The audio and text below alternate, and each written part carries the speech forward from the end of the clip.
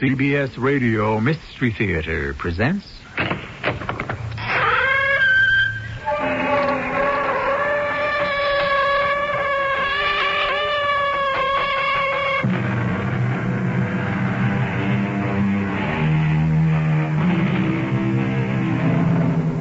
Come in. Welcome. I'm E.G. Marshall. I walk unseen on the dry, smooth-shaven green to behold the wandering moon riding near her highest noon. People who can walk unseen can make for beautiful poetry, as Mr. Milton has just shown us. However, in life, people who can walk unseen can present us with baffling problems, which proves that there is a time and a place for everything. My darling, I must tell you, there is a ghost in the house. There's no such thing as a ghost. But I heard him. So, get rid of him. Wonderful. First you tell me there's no such thing as a ghost. Then you tell me to get rid of him. It isn't consistent. Dearest, I expect you to get rid of that ghost. How can I get rid of a ghost? Especially one you say doesn't exist. My angel, that is your problem.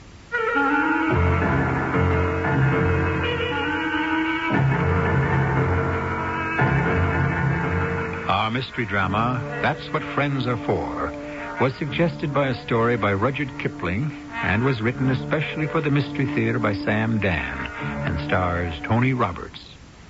I'll be back shortly with Act One.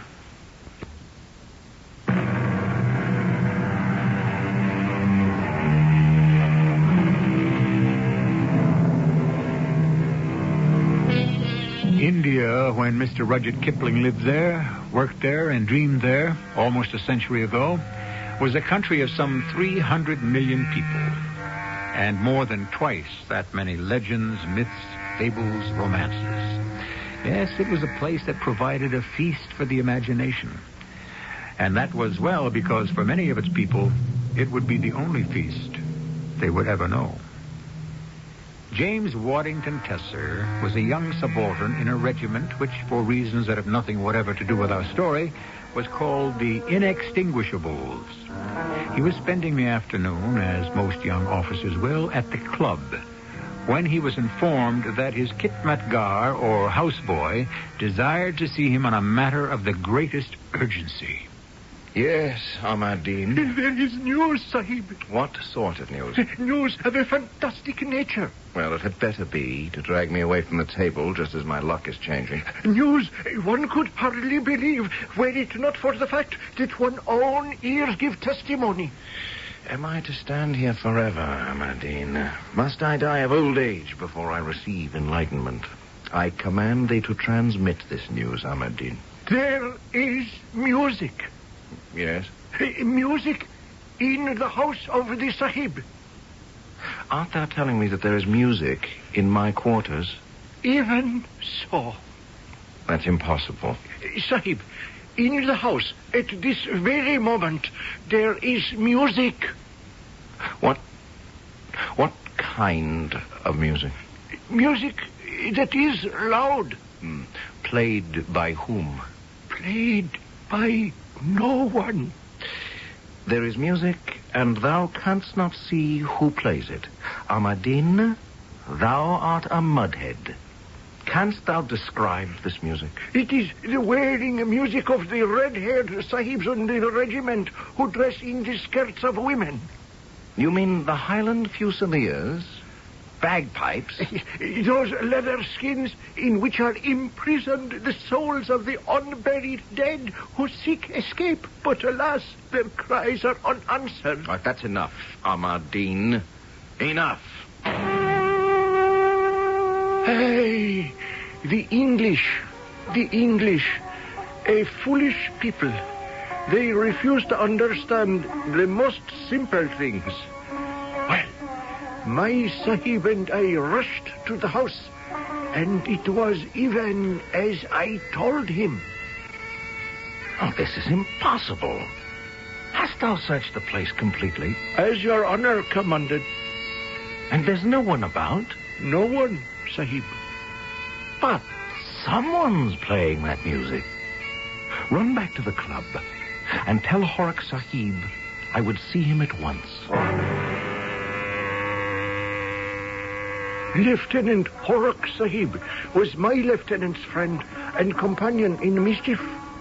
The two were always getting into all sorts of scrapes. It was predicted that they would either end in jail or that one should become commander-in-chief of the army.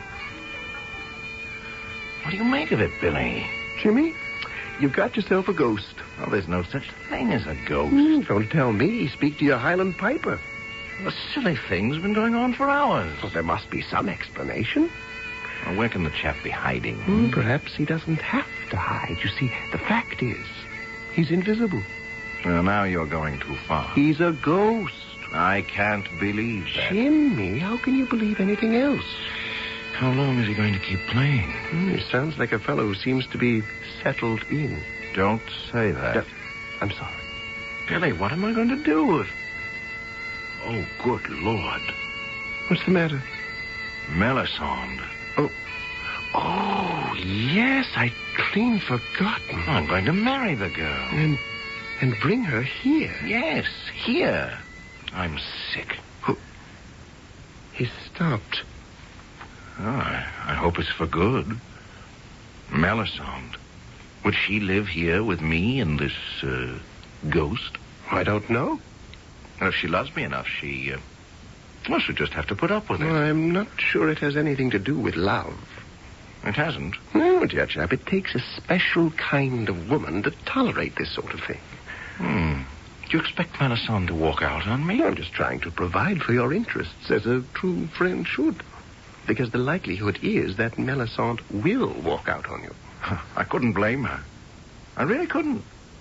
But if Melisande breaks our engagement, what's going to happen to her? No, don't be concerned. If it's absolutely necessary, I'll marry her myself. Oh, thank you very much. Prevention, it isn't that what friends are for? Ahmed, said I to myself, is that what friends are for in truth? The fair Melisande, they called her. How difficult it is to understand the English. Fair to look upon, a bit too pale, a trifle too thin. But what do the English know of beauty? The very next day... Good morning, Amadine. Thy master is not at home, I trust. No, Mem Sahib. He is with the regiment. Good. I have some work to do about the house. Work? Yes. I shall surprise him, Amadine. Thou must not say I have been here. I intend to measure all the windows so that I may have curtains made. Oh, we shall transform this place. Did the heaven-born say transform? Yes. Make it a fit and proper place for civilized society. Why, just look at the place. No end of a mess. And the smell. The smell, Mem Sahib? Of guns and oil and saddle leather. Oh, we shall tidy things up and have them ship-shape in absolutely no time at all. If the presence will permit, Tesser Sahib is quite fond of his guns and saddles. Is he indeed? And therefore it follows that these must be carefully greased and oiled in order that they may be preserved. Is that a fact? The grease and the oil, by Mem Sahib's permission, do, by the very nature of things, have an odor. Ah, but thou hast said, Amadine, by the Mem Sahib's permission, and the Mem Sahib shall give no such permission. Oh? No. He can store the smelly things in the barracks, or the stables, or wherever. It's no concern of mine, nor of thine, Amadine. No longer shalt thou waste time cleaning foul-smelling guns and polishing malodorous leather. Instead, thou shalt be free to pursue more domestic exercises. It shall be ever as the Radiant One commands. Has this news been communicated to Tesser Sahib? Oh, yes. It was discussed and decided upon. One would have thought Tesser Sahib would sooner give up his right arm than to expel his precious riflery and saddlery. Ah, Medine, it was a sacrifice he had to make on the altar of love. Am I to understand that Mem Sahib said in her voice that shames the nightingale, choose betwixt me and thy saddles and thy guns? It was exactly what was said, and graciously did he agree. How not? And thou, too, wouldst have done the same thing for one that had captured thine own heart, Ahmadine. If the Mem Sahib will permit, I should not... Wait, thy time wilt come, and she will tie a noose about thine heart, and for the love of her shalt thou, too, sacrifice all. But I see that thy master has not lived up to his agreement. The guns and the saddle still disgrace these rooms. Now then, Ahmadine, gather these smelly things together and place them in the stable. A pipe? Look thou outside, Ahmadine. Do the Scottish Fusiliers parade today? If the Mem Sahib will permit, the music does not come from without. It does not?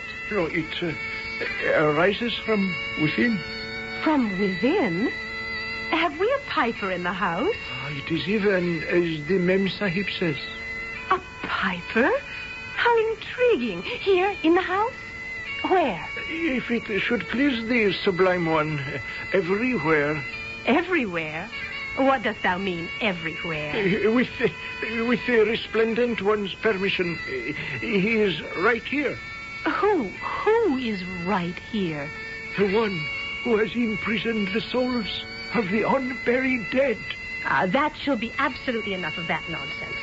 A bagpipe is a musical instrument. That is, it is an allegedly musical instrument. It is not a repository for... Oh, what superstitious rot. Now, where is this piper? The piper, if it pleases the Glorious One, it does not exist. Then how can he play? He is here, in spirit. Oh, is he then a ghost? Oh, how wise is the all-knowing one. I won't have it. I won't have ghosts prowling about. Silent ones are bad enough. But a ghost who is unmannerly enough to play the bagpipes. No, Ahmadine. Get rid of him. Immediately. The foolish English. Can we, the living, command the dead? I can only say she met my master, Tesser Sahib, that afternoon at Pauletti's, where the English gather to take tea, to dance, to flirt, and to get themselves deeper and deeper into trouble. Sorry to be late, Melisande, my darling. I dare say, my angel. Do I detect that small cloud, no larger than a man's hand, forming on the horizon? It is forming right here, at this table. My dearest, this is the eve of our wedding. Our wedding is still a month away. No, poetic license. You are not entitled to take poetic license, because you are not a poet. You are something even worse. You are a practical joker. My sweet. What is the meaning of that dreadful piping? Oh, that. Yes. Melisande, I don't know what to say. The house is haunted. Yes? By the ghost of a piper. There is no such thing as a ghost. But you heard him, didn't you? Get rid of him. Well, first you tell me there's no such thing as a ghost, and then you tell me to get rid of him. It isn't consistent. Wasn't it an American who said that consistency is the hobgoblin of little minds? What else could you expect from an American? My beloved, I expect you to get rid of the ghost. My sweetest, how can I get rid of a ghost? Especially one that doesn't exist. My angel, that is your problem. How easily some ladies can clarify the most vexing of situations. However, ghosts do have a reputation for, shall we say, stickiness. Once you get one on the premises, he's very hard to shake loose. Who is this ghost? Assuming, of course, that there is such a thing as a ghost in the first place. Perhaps enlightenment awaits us in Act 2 shortly.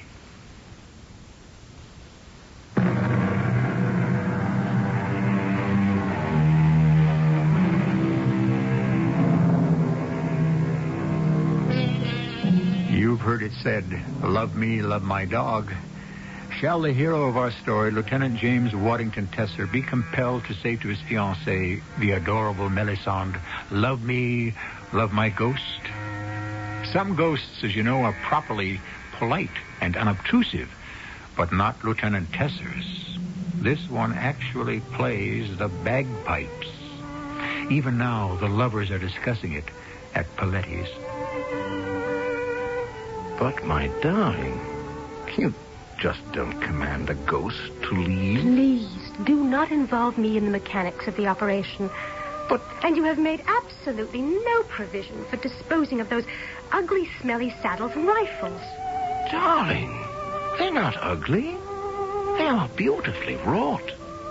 And the smell is the honest, deep, rich aroma of fine leather. I thought we'd already agreed. Well, yes, of course. Then why are we still discussing it? Well, because two mature, intelligent, sensible people who love each other can always reopen any subject. Are you telling me that you intend to break your promise? Oh, no. No. Are you trying to suggest that you shall not get rid of those offensive articles? Of course not. It just happens that I am an officer in a cavalry regiment, and I ride horses. Do you find it necessary to keep your horses in the house? Well, hello, you two. Billy, Horace. Oh, won't you sit down and join us? Oh, thank you. Well, Jimmy, as they sing in the old Irish regiment, the days of the Kerry dances, the sound of the piper's tune. I think that will be quite enough, Billy. I hope you've an ear for bagpiping, Melisande, my lovely. You're in for quite a serenade. Nothing of the sort, Billy. Jimmy has promised to get rid of him, or it, or whatever. Have you indeed, Jimmy? Well, then consider it done. Once our James turns his hand to a task, how do you propose to go about it? Will you please get out of here? Can't a man have some peace and quiet with his fiancée? I think you're horrid. And I do want to dance, Jimmy. And all you can do is sit there and sputter all sorts of nonsense about a ridiculous ghost. I'll dance with you, Melisande. Oh, I thought you'd never ask. Excuse us, old man.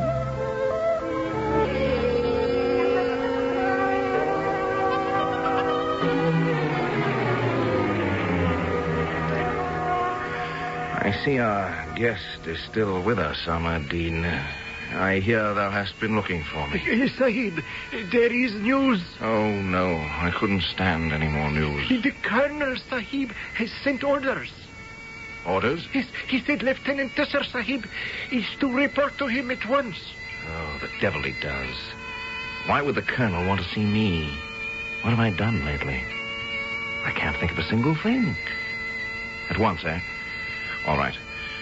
Say a prayer for me, Ahmadine, to whichever of thy gods would be appropriate to the situation. Sahib, I shall have to pray to all of them. Lieutenant Tesser reporting as ordered, sir? Yes, quite, sir. I understand about to be married, yes, sir. Yes, sir. The girl, I take it, is Melisande Trevor. Yes, sir. Granddaughter of Major Hugh Scott Fellowfield Trevor, what? I believe so, sir. Splendid officer. Killed in the mutiny, my first company commander. I feel a sort of responsibility for the young lady. Do you understand, Lieutenant? I think so, sir. No, I don't think you do. You're a young rogue. Don't deny it. No, sir. I don't believe you're the marrying kind. What have you to say to that, eh?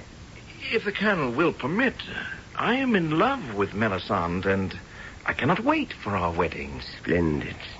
Because, Lieutenant Tesser, if you do anything to hurt that girl, to disappoint her, to spoil her happiness, in short, should you change your mind about this marriage... But, sir, nothing in the world could ever prevent our marriage. I'm gratified to hear that, because should you leave her waiting at the church, I promise you that I shall make your life hell on earth.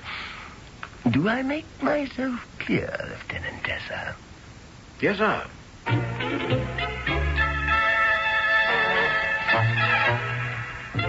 My darling. Well, my dearest, are we setting a pattern? I was delayed. Obviously. Does this mean I can always expect to be kept waiting? This was all being done in your interest. I was examining the house thoroughly, inside and out, top, bottom, in hope of exorcising that confounded ghost. Oh, you were doing it in my interest. I would assume that it was being done in our interest. Yes, well, of course, naturally. I find absolutely no trace of a tangible or intangible being of any sort, form, or shape. Are you saying you cannot get rid of it? My darling, could there be a chance that perhaps we might become used to it? Used to that infernal din? I'm just trying to make the best of the situation. No, my precious. The way to make the best of the situation is to put an end to the situation. But... Now, let us address ourselves to more pleasant situations. Do you know who I met in Hamilton's just about an hour ago? The Colonel. The Colonel? Your commanding officer. Colonel Desbroses. Dear Desi. Desi? I used to call him that when I was a little girl. He would ride me on his knee. "How is that scoundrel Tessa?" he asked. "If he gives you any trouble, come to me. I'll put the bit between his teeth soon enough." Oh, he's so thrilled at being invited to the wedding. He was overjoyed when I asked if he would give the bride away. Oh, that's such marvelous news. Why don't you devote the rest of the afternoon to getting rid of our little problem? And what shall you do? Oh, I shall sit here. Alone? Oh, I know so many people here. Ah, there's Billy. Billy Horrocks. Come right over. Over here. Well, hello, young lovers. I would have come over sooner, but three's company. Lieutenant Jimmy Tessa is going to desert me for the remainder of the afternoon, Billy. Oh, the more fool Jimmy. He must come to some sort of understanding with that mysterious Scottish piper. Have no fear, Jimmy. I shall take excellent care of Melisande for you. Isn't this perfectly heavenly music, Billy? My toes are tingling. Oh, why don't we dance? Oh, you don't mind, do you, Jimmy? Why should he mind? That's what friends are for.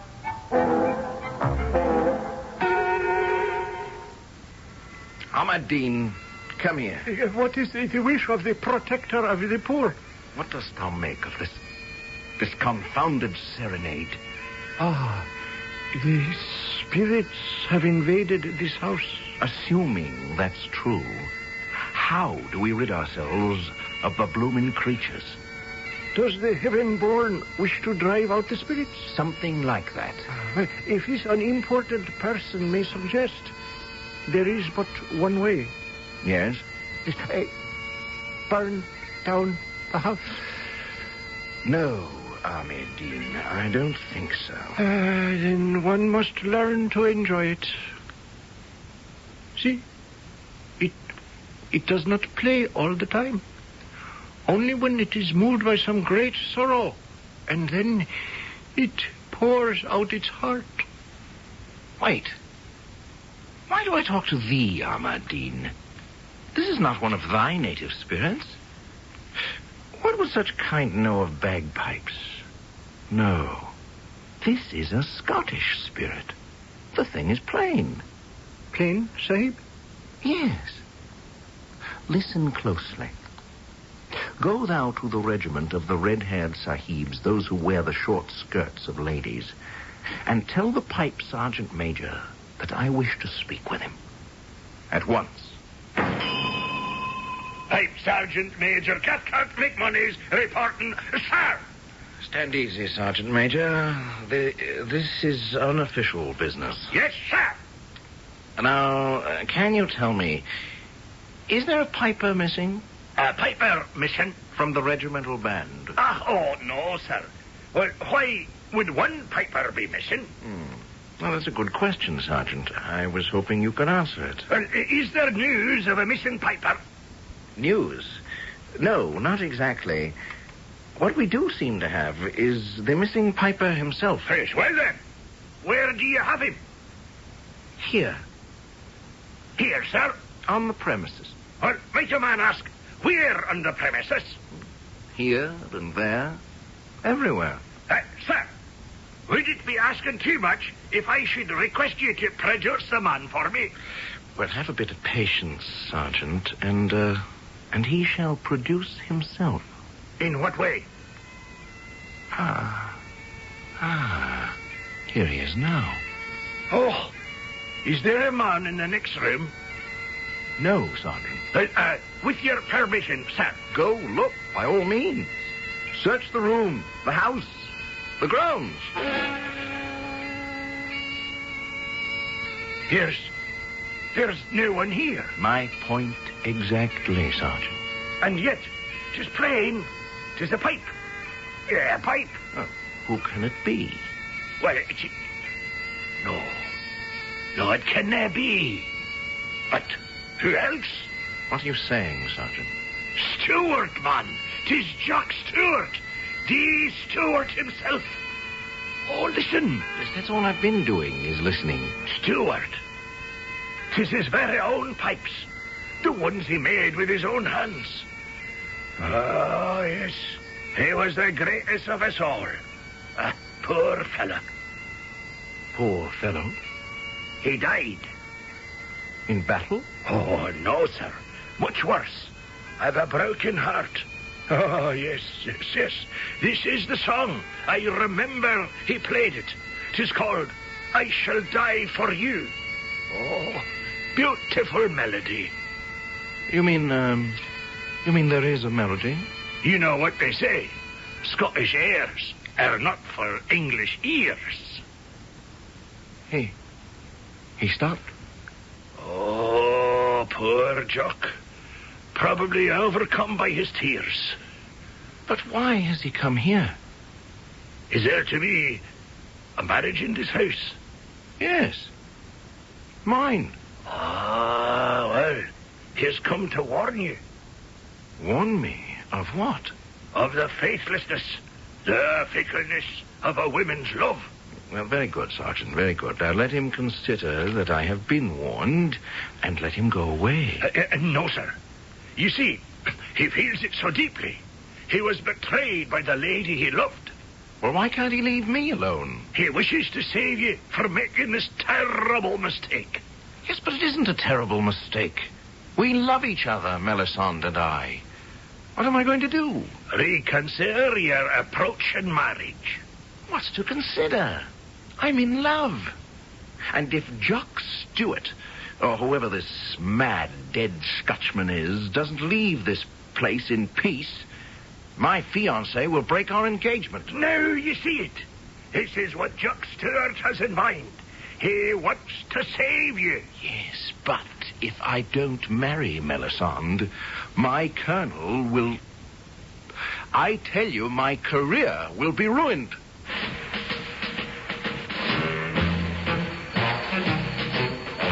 Choices, decisions. Ghostly pipers, fidgety fiancés, querulous colonels. How are we to sort all this out? And to top it off, we're in India. Mysterious, unfathomable, inscrutable India, where sometimes the practical answer is the one that makes no sense at all. I shall return shortly with Act 3.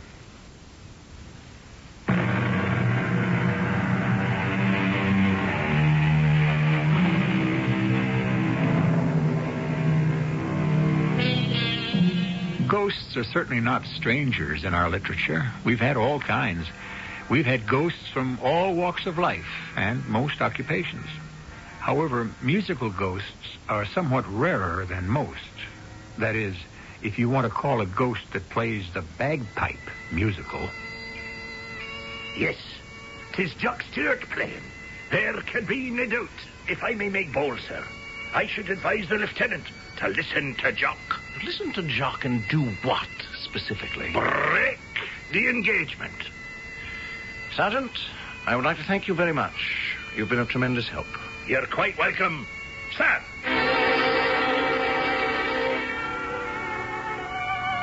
My darling, I've been looking for you. Angel, where else would I be on an afternoon except here at Paletti's? Yes, of course. Then it's settled. Settled? What is settled? Well, the affair of the ghost. I assume it must be, or else you will be back at the house taking care of it. Well, we do seem to have a problem. Oh? The ghost seems to resist all attempts to evict it. Jimmy, darling, have you ever asked yourself why? Why? Why what? Why the thing has seen fit to, well, let us say, concertize in your quarters? No, we no longer need to call it a thing. It's been identified by the pipe sergeant of the Highland Fusiliers as a certain Jock Stewart. Indeed. Mm-hmm. It seems that this Jock Stewart is dead. Why should this Scottish bagpiper decide to haunt you, of all men in India? Well, because...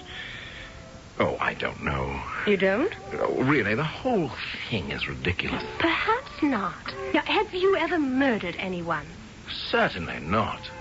Then, this Stewart, would you have wronged him in any way? I never even knew anyone named Stewart. Well, hello. Oh, Billy!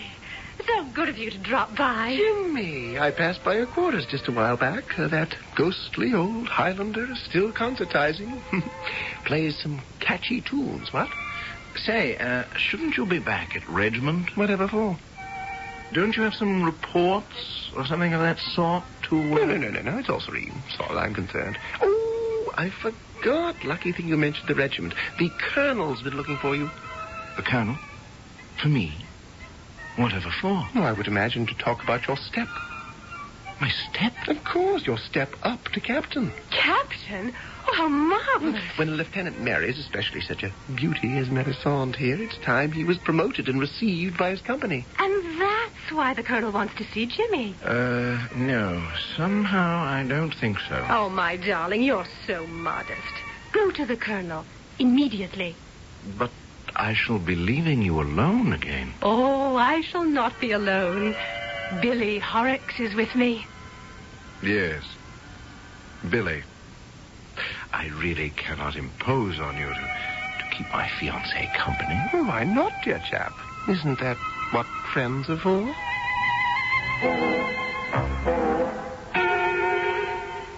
Deva, what have you been doing to your fiancée? Doing, sir? You haven't been treating her shabbily, have you? Why, no, sir. She looks a bit peaked to me. Well, sir, that's to be expected. Is it? Yes, sir. As the wedding day approaches, the parties do feel a certain strain, and I suppose it shows. It doesn't show on you, Lieutenant Desson. Well, sir, that's the way it goes. I said you were a rogue, Tessa. Yes, sir. Good enough soldier, but the kind of scoundrel who should never marry. Now, it occurs to me that since you might be somewhat afraid to break this engagement yourself, you may be giving your fiancé cause to break it for you. Oh, no, sir. I warn you, Tessa. Permit me to say, sir, no warning is necessary. I think it is, Lieutenant Tessa. I do not intend to be left at the church with an abandoned bride. Now, we all know exactly where we stand. Do we not? Yes, sir.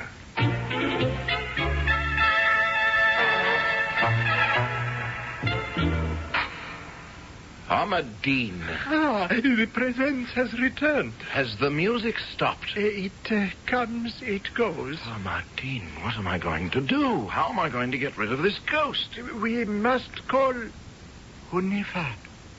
Who? Hunifa herself, the great sorceress. She will bid thy piper go. And if he refuses? Oh, no one can withstand the magic of Hunifa. Hunifa. She was 100 years old. She knew the charms, the spells, the curses. She was covered from head to foot with silver bells, with golden jewels, and everything tinkled as she walked. And she came to the house of Tesar Sahib, and he told her everything that the red-haired Sahib in woman's skirt had said. Hunifa thought and closed her eyes. Then the pipes began to play. Dost thou hear, Hunifa? The pipes. He is here. Bid him leave. Make him go. Hunifa, I implore thee. Steward! Shark! Steward! I order thee, begone from here!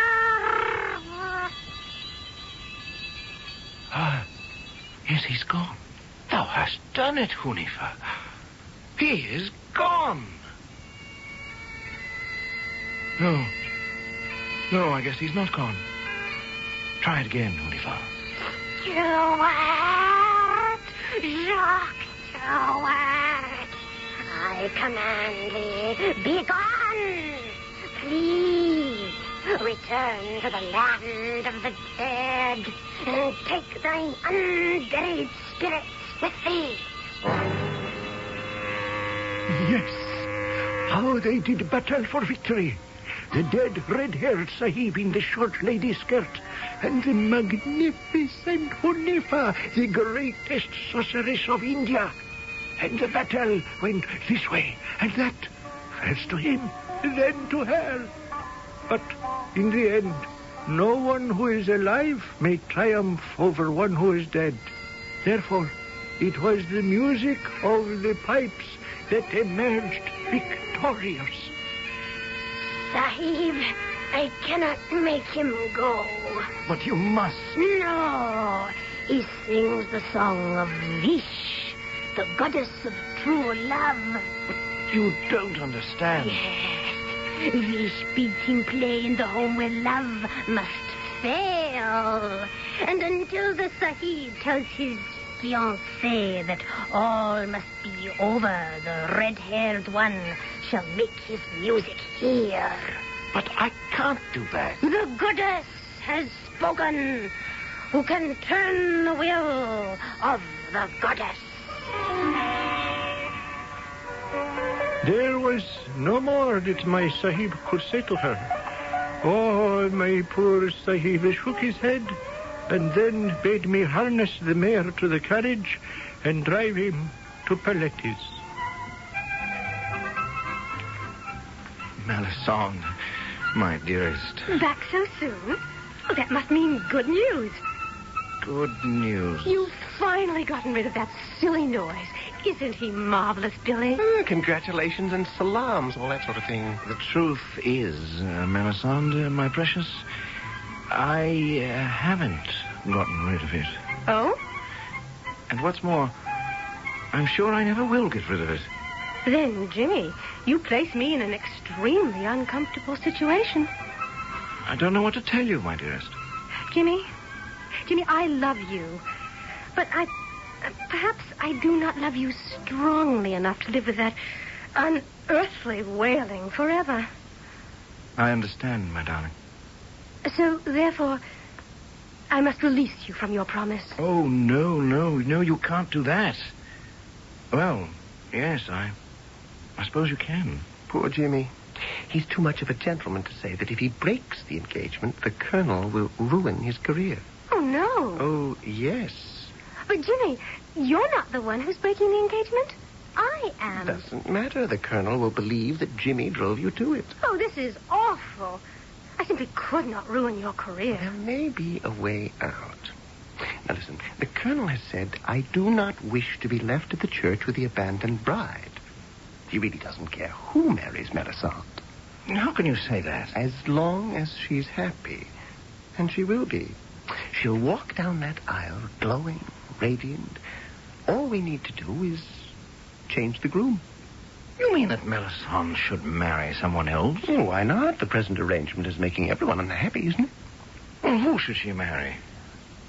Me. You? Why not? Melisande, What do you say to all this? It would appease the Colonel. You see, old chap, Melisande would be spared the ordeal of the bagpipes. You could look forward to a glorious career in Her Majesty's forces.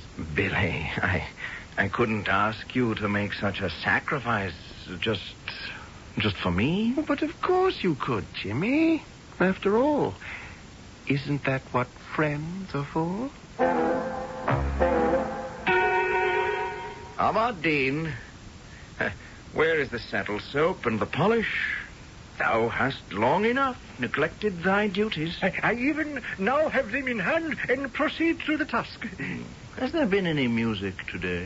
No, Sahib. The red-haired ghost has released his devils and betaken himself to Gehenna. Or to wherever it is that such sahibs go. She was right, Hunifa.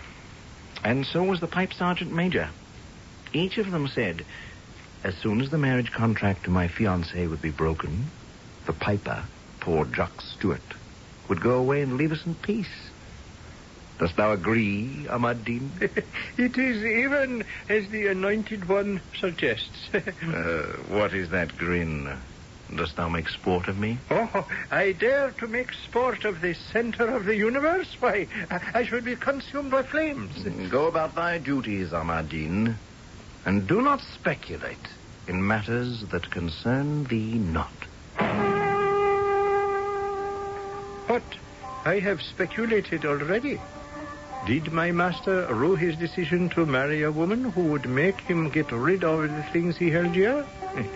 Did he then arrange somehow to hire a piper whom he was able to hide somewhere? Or did the lady herself rue her choice and plan with Horrocks Sahib along similar lines?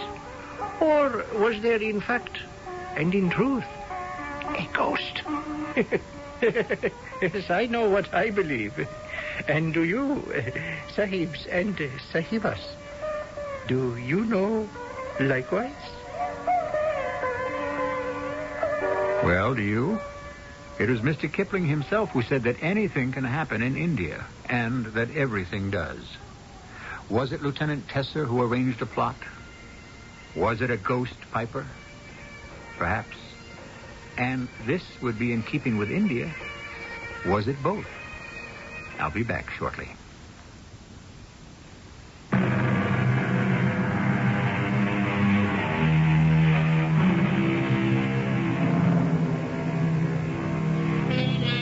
Our story was concerned with magic. But what is magic? The dictionary tells us that it is any mysterious or seemingly inexplicable event or occurrence. Well, then, it's all a matter of when you happen to be alive, isn't it? One century's magic is in another century's commonplace. Think of the wireless, the airplane. Sooner or later, the mysterious will be stripped away from anything and everything that defies explanation, even ghosts.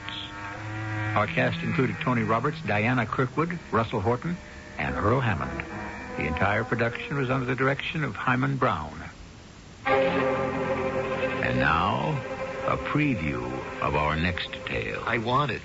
It's had quite a few owners. I'd have to inquire about the asking price. I want that house. Mr. Steers, naturally I'd be pleased to make the sale. But do you mind telling me why you're so set on buying this particular house? I want it. Well, frankly, Mr. Steers, that house has been, well, sort of a jinx. Everyone's enchanted with the house when they first see it, but once they've moved in, they take a dislike to it. They tell strange tales about strange goings-on. Like what? Oh, sobbing at night, restless footsteps on the stairs. Oh, I know, those are the standard complaints when a house has the reputation of being haunted, but everyone who's lived there said the same thing. This is E.G. Marshall inviting you to return to our Mystery Theater for another adventure in the macabre. Until next time, pleasant dreams.